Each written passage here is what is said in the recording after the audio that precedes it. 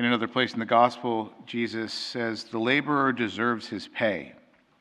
One of the great virtues or values that Christians cherish is a poverty, a spiritual poverty, a freedom from the tentacles of worldly things, and even to recognize that there is a good in material poverty, just as there is a good in material wealth. That material wealth is not the only good side of that coin, that both sides of that coin are good in their own right. In the book of Sirach, I think it was Sirach, right? Was it Sirach? Proverbs. In the book of Proverbs, we have this great request. 2 things I ask, don't deny them before I die. To put false and lying far from me, but give me neither poverty nor riches. Provide me with only the food that I need, lest being full, if I'm rich, right, I'll forget you or I'll deny you, saying, who is the Lord? What do I need from him? I have everything I need. I'm not one of those superstitious, mentally weak people who believe in God because I have actualized this myself, right? Or being in want, I steal and profane the name of my God. That in either a weakness of virtue, of character, I become jealous or envious and steal, or I just become so poor that my basic needs aren't met, and so I start to steal what I need for my basic necessities. The person saying, I don't want to do either of these things. I don't want to be so rich that I forget you, and I don't want to be so poor that I have to do evil to survive. Right? And so there is this request that is there in Proverbs that is brought to the fore in the prayer that Jesus taught his disciples how to pray. Give us this day our daily bread. Remember when the Israelites came out of Egypt and they crossed through the Red Sea, and the next morning they had their frosted flakes on the ground, right? And they had to go out there and they had to pick it up. What was the command of the Lord? Take for the day what you need. And only on Friday, the day before the Sabbath, should you take twice what you need, so that you might not have to work for your food on Saturday, on the Sabbath, right? And so the all through Scripture, I mean, just laced everywhere through Scripture, is this admonition of the Lord, this balancing act of the Lord to say, I made all things, and I made all things in preparation of making you. And so all of those things are at your service. You do have needs, and I'm going to fulfill those needs. But don't become greedy. Don't become glutted. Don't become forgetful of me in your pursuit of the worldly things, right? And in our advancement, we've come up with so many clever technologies that go far beyond sort of the ordinary manifestation of things in the world. We've made things like phones that I was scared was going to go off en masse as I was walking up because I didn't put it on vibrate. Look at that. Look at that slavery, right? I was on the way up, and then I forgot I had my phone in my pocket. I didn't take it out, and I got to about here. And I thought, oh my gosh, it's on Ringer. And then I got around to the altar. I'm supposed to be praying at this point, y'all. Right? And I'm not. I'm worried about my stupid phone going off. And then everybody being like, see, it happens to you too. And it does happen to me. It's happened to me plenty of times before. That's why I don't judge people when their phones go off. I just scowl at them and make them think I'm judging them. But I don't actually. Right? The Lord wants us to be poor in order to be free. He doesn't want us to be poor in order that we're miserable, right? So we seek a level of poverty that grants us the freedom that He wants for us, and a level of wealth that grants us satisfaction of our genuine needs in this world. Right? There's nothing wrong with being comfortable. There's nothing wrong with having a nice, comfortable room in your house. There's nothing wrong with having a nice, comfortable chair. There's nothing wrong with having a pantry full of food so that you don't have to wonder where your next meal is coming from. But there's totally something wrong with, while living in one house, you're worried about whether or not you turned off the water, or whether or not somebody is breaking in, or whether or not squirrels are getting into your other house, right? That's a problem. That's not Christian. And I wonder sometimes too if, wealth is a funny thing, and some people are very good at having a lot, using it a lot, like using more wealth in a disposable way than I have at all. And people can be good at that and be generous at the same time. And in that generosity, they free themselves from like the tentacles of greed. Yeah, of greed, of selfishness, of ungenerosity, right? Remember,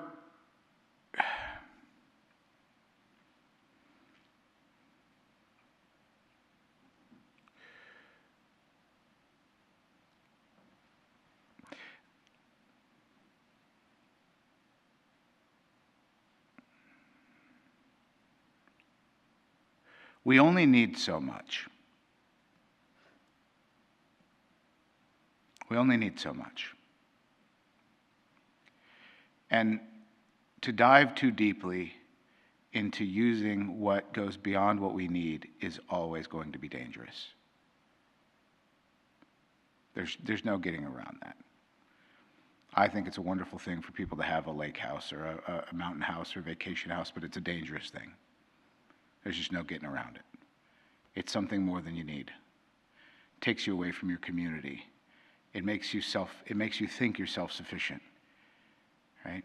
This isn't to say that it makes you think you're better than other people, but it makes you think that you're self-sufficient. It makes you think you can provide for yourself, that you have all that you need and you need nothing more.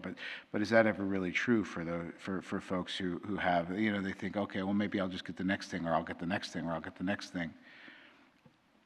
The mitigation from that, or the way of the soul to sort of keep itself from getting too entangled in the worldly things, is that level of generosity.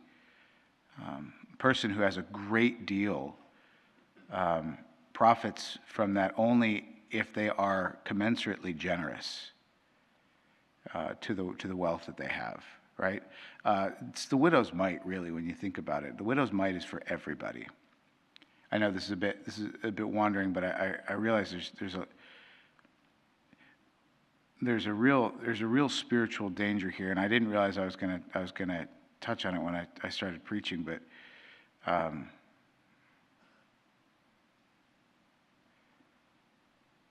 it's really important, especially for the middle class. I think it's really important to recognize the danger here, because the middle class classes are not a matter of economic strata. Okay. The middle class is not about people who have only a certain amount of money. Middle class is a mindset, right? Sometimes it's a very small mindset.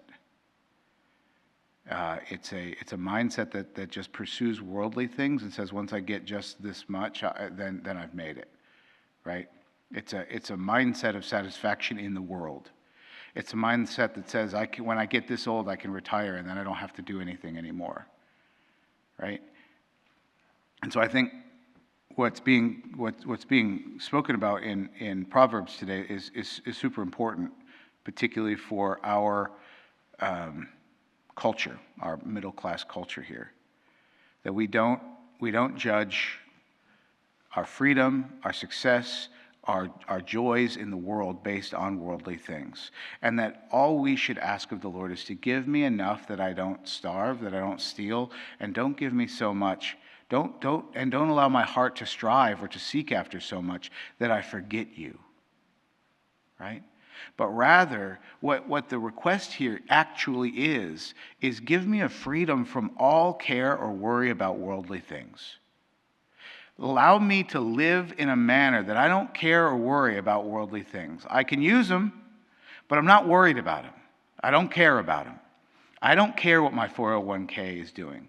I don't care what my Roth IRAs are doing. I don't care what what the stock market's doing. I don't care if something in my life, some material thing in my life stops working, or I don't care if I get robbed. I don't care. I'm not worried about it. I'm not losing sleep over my stuff, because Lord, I know you're going to give me everything I need, and I know you're going to keep my soul from longing after things that I don't. Right? This is the deeper meaning of that request. It's about freedom. It's about living in the freedom of the children of God. It's about learning how to fulfill that command of the Lord to be in the world but not of it. Have stuff, wonderful, right? But is equally willing to give that stuff away as you are willing to pursue and obtain it, right? Receive with one hand and give with the other. Right, this is all these what do you call these pithy little phrases? All these, whatever you call them. All of this is all leading to the same. It's all wisdom that points at the same thing, and it's an interior freedom. It's a freedom of the soul from being weighed down by the body and the material things of this world. Right, and so when Jesus, even when he sends his apostles out, he's trying to assure them that request in Proverbs is going to be fulfilled for them. Don't take anything with you. Okay, so you want me to be poor? No. Go into people's houses and eat what they give you. Like if you need clothes, they'll give them to you. If you need food, they'll give them to you. But that's all you need. That's all you need to worry about. That's all you need to take. And I'm going to provide it to you. I'm going to provide it to you through other people. You're not going to provide it for yourself, so that you know that I'm providing it for you. Go out into the world, do my work. And here's the thing. If you don't know what the Lord's will for your life is, we kind of talked about this yesterday or the day before. If you don't know what the will of the Lord in your life is, you're only going to pursue your own will. You're only going to pursue your own wants, your own desires. Right? So what's the Lord's mission for you in your life? If you can't answer that question, that means that you're living your life for yourself. Right? What's the will of the Lord for you right now in Ackworth or Dallas or Cartersville or wherever you live in 2024 right now? In the family you've got, in the life you've got, at the age you're at the wealth you possess, at the intellectual capacity you have, with the strength you possess, what's God's will for you in your life right now?